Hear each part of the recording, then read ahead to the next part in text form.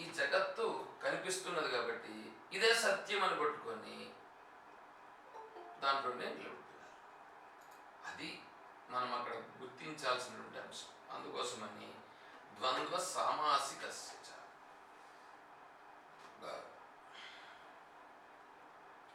గౌడపదాచార్య స్వామి వారు అద్వైతం పరమార్థో హి తద్భేదం ద్వైతముచ్యతే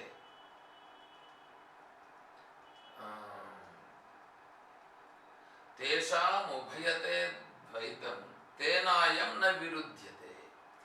అద్వైతానికి ద్వైతం ఎప్పుడూ విరోధం కాదు. పైగా ద్వైతం అనేటువంటిది ఎంత బాగా దృఢమైతే అద్వైతం అనేటువంటిది అంత బాగా అర్థమవుతుంది. ఎందుకంటే ఈ ద్వైతం అనేటువంటిది చాలా స్పష్టంగా ఎక్కడ నీకు తెలుస్తూ ఉందో అక్కడనే ఇది ఉండేదానికి ఆధారము ఏదో దానిని పట్టుకునేదానికి నీకు అంత బాగా స్పష్టమవుతుంది. అందుకనే స్టెప్స్ ఎలా ఉంటాయంటే ఫౌండేషన్ నుంచి బాగా పడాల్సి వస్తుంది. ముందు ద్వైతం బాగా తెలుసుకో, ద్వైతం బాగా తెలుసుకుని ఆ తర్వాత విశిష్టాద్వైతం నీ మనస్సు పెరిగి తర్వాత అద్వైతంలోకి వచ్చేస్తుంది, రావాలా. నువ్వు అద్వైతం బాగా తెలుసుకుంటే ద్వైతము విశిష్టాద్వైతాన్ని కూడా నువ్వు అర్థం చేసుకుంటే సరిపోతుంది, బాగుంటుంది. అట్లా కాకుండా పోతే ఏమవుతుందంటే మనం పతనమయ్యేదానికి అవకాశం ఉంటుంది. డైరెక్ట్గా అద్వైతం తెలుసుకుంటారు కొంతమంది. డైరెక్ట్గా అద్వైతం తెలుసుకున్నప్పుడు ఏమవుతుందంటే వాళ్లకు ఈ ద్వైతము విశిష్టాద్వైతము వీటి యొక్క ప్రభావము అంటే ప్రపంచము జగత్తును గురించి బాగా అవగాహన కలగక దృఢముగా నిలబడలేకపోతారు. అందువలన వాళ్ళు అక్కడ పతనమయ్యేటువంటి అవకాశాలు ఉంటాయి. కానీ గౌడపదాచార్య స్వామి వారు చెప్తున్నారు అద్వైతం పరమార్థోయి, అదే సత్యమైనది. తద్భేదం ద్వైతం ఉచితే, దానికి భేదంగా ద్వైతం ఉందని వాళ్ళందరూ అంగీకరిస్తారు. కానీ తేషాం ఉభయతే ద్వైతం, రెండు ఉన్నప్పటికీ తేనాయం న విరుధ్యతే, మాకు ద్వైతముతో ఎటువంటి విరోధము లేదు, ఎటువంటి విరోధము లేదు. ఇప్పుడు కొంతమంది ఏం ప్రశ్న అంటే లోకములు ఎన్ని ఉన్నాయి? 14 లోకాలు ఉన్నాయి, 14 లోకాలు ఉన్నాయని కొంతమంది చెప్తారు. ఇంకా వీళ్ళు శాక్త్యం దగ్గర వినమనుకోండి, అనేక కోటి బ్రహ్మాండ జనని దివ్యమంగళ విగ్రహ అని చెప్తారు. అనేక కోటి బ్రహ్మాండాలు ఉంటాయి ఇంకా వాళ్ళ దృష్టిలో. ఇప్పుడు ఇక్కడ అద్వైత సిద్ధాంతం దగ్గరికి వచ్చేటప్పటికి అయ్యా ఇప్పుడు ఇన్ని లోకాలు ఉన్నాయి కదా, ఇన్ని లోకాలు కాదు ఇంకెన్ని లోకాలు ఉన్నా కూడా మాకేం అభ్యంతరం లేదు. ఎందుకంటే ఇవంతా కూడా మాయాస్వరూపం, మిథ్యాస్వరూపం.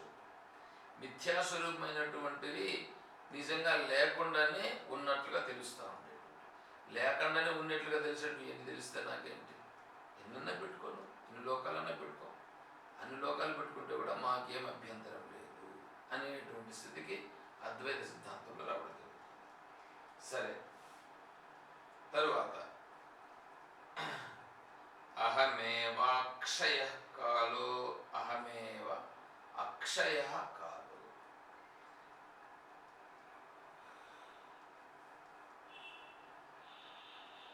క్షణము నిమేషము మొదలైన ప్రసిద్ధమైన కాలము క్షీణించేది కాదు.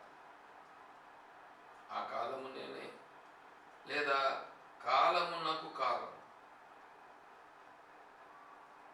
అగు కాలాతీతుడనైన పరమేశ్వరుడును నేనే.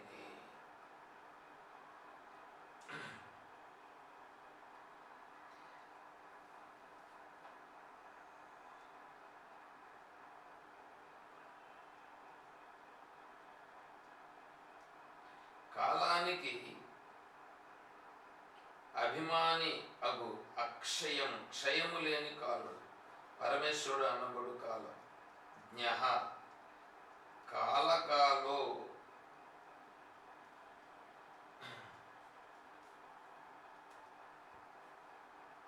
అను మొదలగు శృతి ప్రసిద్ధమగు కాలము నేనే. కాలః కలయతామహం అనే చోట క్షయవంతమైన కాలం చెప్పబడిందని భేదం.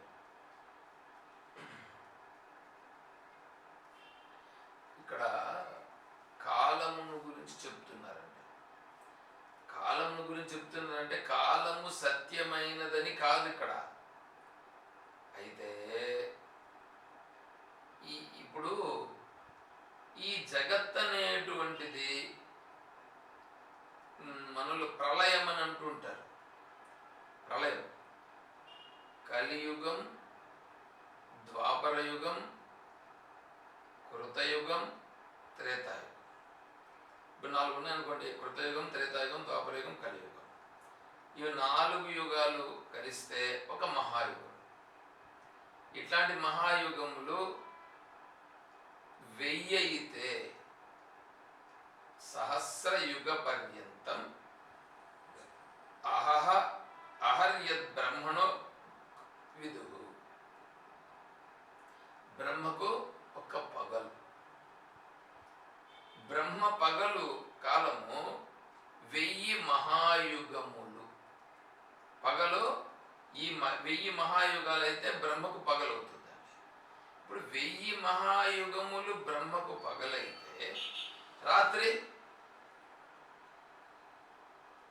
మళ్ళీ ఈ 1000 మహాయుగములు కావాలి.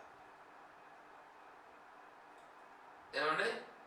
1000 మహాయుగములు పగలు, రాత్రి 1000 మహాయుగములు. ఇప్పుడు రాత్రి అయినటువంటి 1000 మహాయుగముల కాలము సృష్టి ఉంటుందా ఉండదా? ఏమండి? నన్నేమన్నా మీరు ఫాలో అవుతున్నారా? ఉండదు కదండి స్వామి. రాత్రి సృష్టించేది బ్రహ్మ అన్నాం కాబట్టి ఉండదు అనుకోవాలా స్వామి. ఇది ఇప్పుడు భగవద్గీతలో చెప్పారు కదా, సహస్రయుగ పర్యంతం అహర్యద్ బ్రహ్మణో విదుః రాత్రిం యుగ సహస్రాంతాం తేహోరాత్రి విదో జనాః అని చెప్పారు. 8వ అధ్యాయంలో వస్తుంది ఆ శ్లోకం. అయితే ఇక్కడ నేను అడుగుతాను ఏంటంటే 1000 మహాయుగములు, మామూలుగా కలియుగమే 4,32,000 సంవత్సరాలు. మరి ఇవన్నీ 4 మహాయుగాలు కలిగితే 43,20,000 సంవత్సరాలు అవుతాయి. మరి ఇంతకాలము ఒక మహాయుగం. ఇట్లాంటివి 1000 ఇంటూ 1000 వేస్తే అంతకాలము ఈ సృష్టి లేదు అని అనుకోండి. ఒకవేళ మీరు ఈ సృష్టి లేదు, ఎంతకాలము? 43 ఇంటూ 1000 వేస్తే 43,000 ఇంకేంటంటే అదంతా ఏదో వస్తుంది. అంత అన్ని మహాయుగములు అంటే 1000 మహాయుగముల కాలం అన్నప్పుడు అవంతా లెక్కలు ఎందుకండి? ఇప్పుడు ఊరికే తలకాయ నాకెంత దాన్ని పెట్టుకోవడం. కానీ ఇప్పుడు మామూలుగా మీరు చూడండి, ఒక సంవత్సరం కాలమే అనుకుందాం మనం. అంటే ఒక సంవత్సర కాలం అసలు సృష్టి లేదు అని అనుకోండి. అప్పుడు ఈ సృష్టి లేనప్పుడు ఏం ప్రయోజనం ఉంటుంది? ఈ జీవులంతా ఏమవుతారు? ఎక్కడుంటారు? ఎలా ఉంటారు? అసలు ఇప్పుడు సృష్టిని మళ్ళీ ఎందుకు సృష్టించాల్సి వస్తుంది? ఏమైనా ఇదంతా ఏమైనా ఉందా? ఇవంతా కూడా ఒక పెద్ద ఇబ్బందికరమైనటువంటి విషయం వస్తుంది. తర్వాత సదేవ సౌమ్య ఇదమగ్ర ఆసీత్ అని ఉపనిషత్తులు చెప్తుంది. అదే సమయంలోనే అసదేవ అగ్రే సౌమ్య ఆసీత్ అని కూడా మళ్ళీ చెప్తారు. అంటే సత్ మొదట ఉన్నది అని ఒక సాగలు చెప్పి, అసత్ అనేటువంటిది మొదట ఉన్నది అంటే సృష్టి లేకుండా ఉన్నది మొదట, మళ్ళీ సృష్టి పుట్టించబడింది అని ఒక సాగలు. అదే సమయంలో మొదట సృష్టి అనేటువంటిది సద్ అనేటువంటిది ఉన్నది, సత్ నుంచి సృష్టి పుట్టింది అని చెప్తారు. అసత్ అనేటువంటిది ఉంది అని చెప్పినప్పుడు అసత్తునందు ఈ సకల సృష్టి వ్యవహారాలన్నీ కూడా అణిగి ఉన్నవి. మన నిద్రలో ఏ విధంగా అయితే మన సంకల్ప వ్యవహారాలన్నీ కూడా బాగా అణిగిపోయి ఉంటాయో, ఆ విధంగా అణిగిపోయి ఉన్నటువంటి పరిస్థితుల్లో లేనట్లే కనిపిస్తుంది. అలాగే ఆ సృష్టిలో కూడా సకల జీవుల యొక్క వ్యవహారాలు, వారి కర్మలన్నీ కూడా అణిగిపోయి ఉంటాయి. దానిని అసత్ అని అక్కడ చెప్పేది ఉపనిషత్తు. కాబట్టి అసత్ నుంచి పుట్టిందనన్నా సత్ నుంచి పుట్టిందనన్నా అక్కడ చెప్పేటువంటి మహర్షి యొక్క భావాన్ని అనుసరించి మనం తీసుకోవచ్చు వస్తుంది.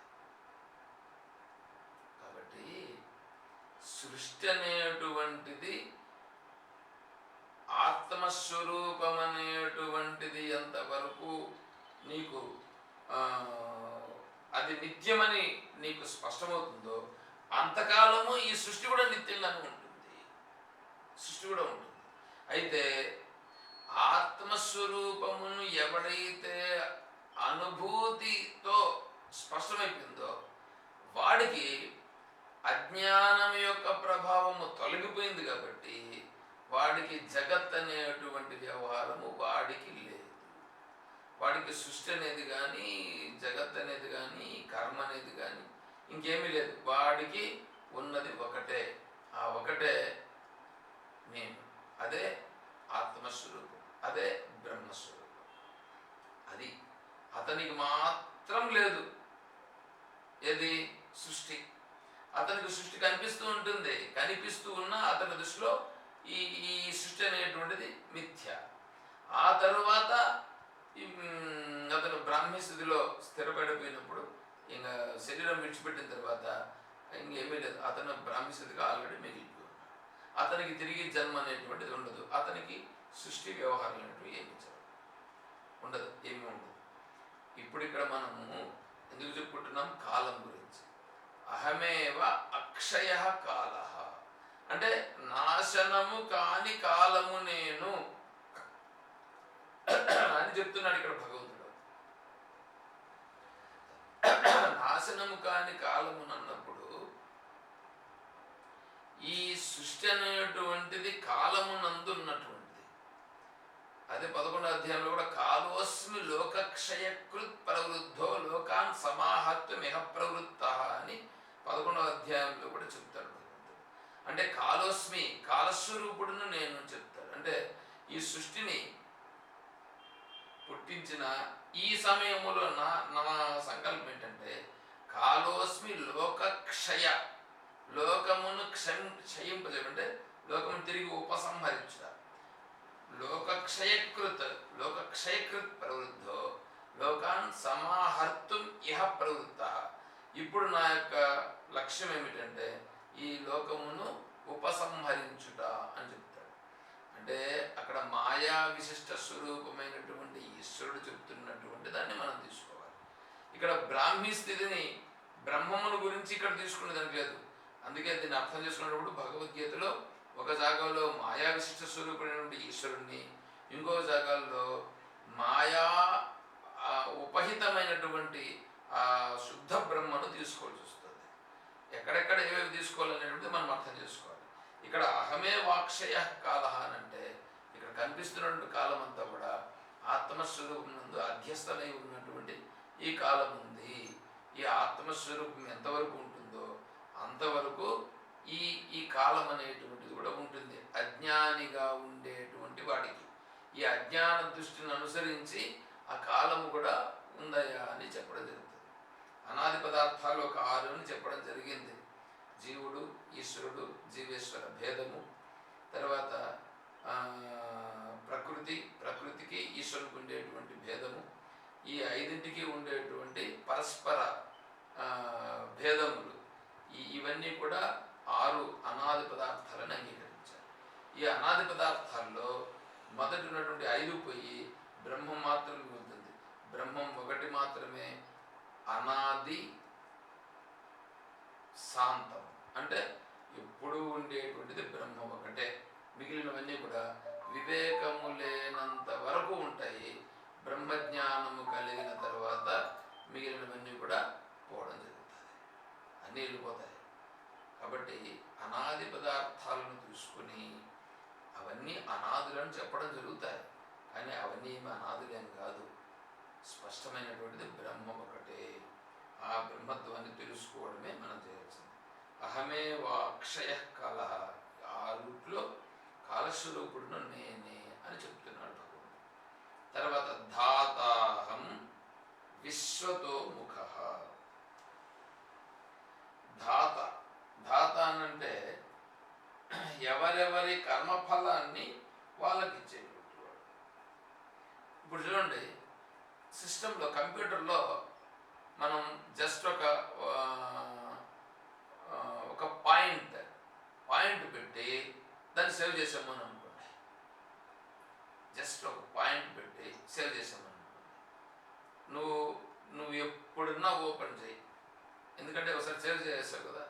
సేవ్ చేసిన తర్వాత నువ్వు ఎప్పుడు ఓపెన్ చేసినా ఆ డాట్ కనిపిస్తుంది. సేవ్లో అది అట్లాగే ఉంటుంది, అది పోదు.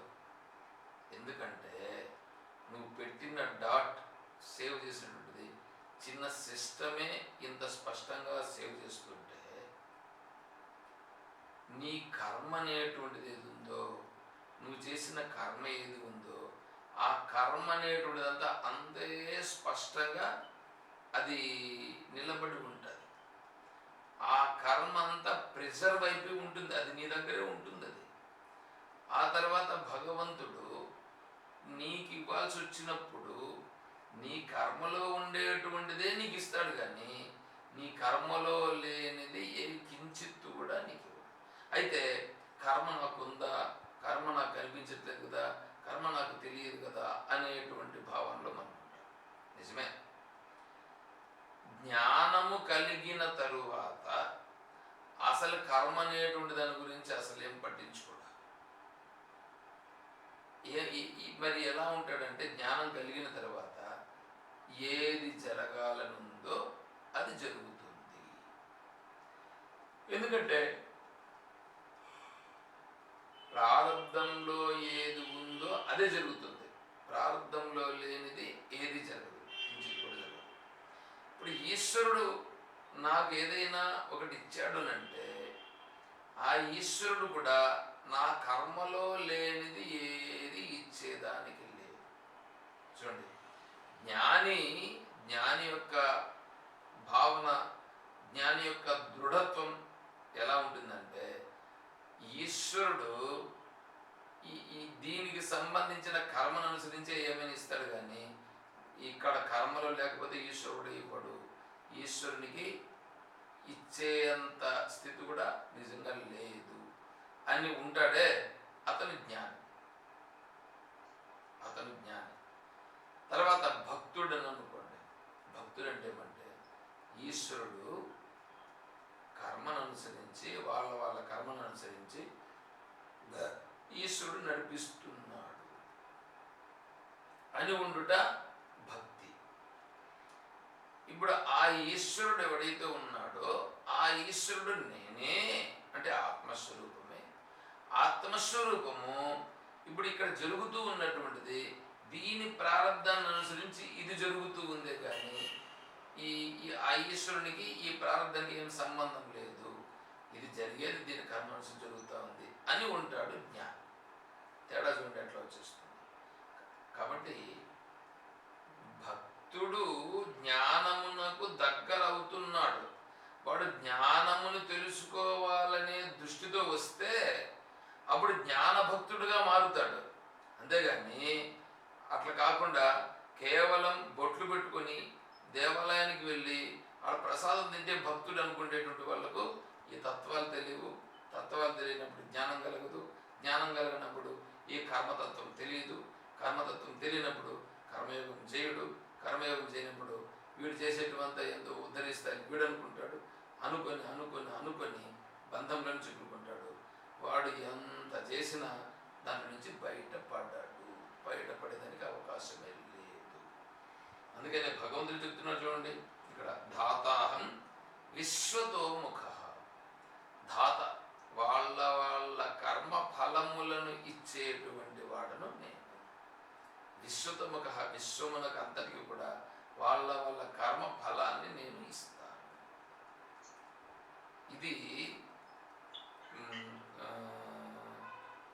7 నుంచి 12 వరకు ఉపాసన ఘట్టం కాబట్టి, తత్పదార్థ విచారణ కాబట్టి, ఇందులో మాయా విశిష్టమైనటువంటి స్వరూపానికి సంబంధించినదే ఇక్కడ మనకు బాగా స్పష్టం చేస్తారు.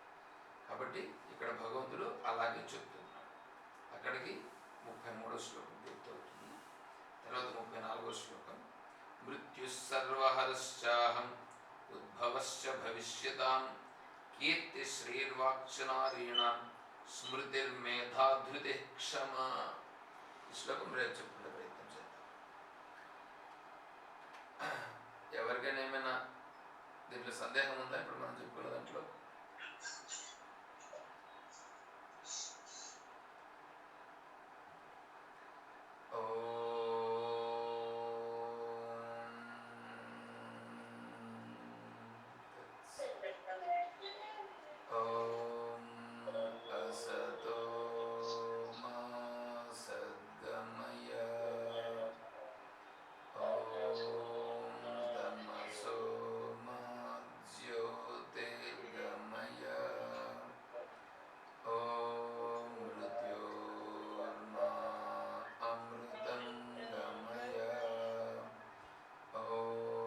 శాంతి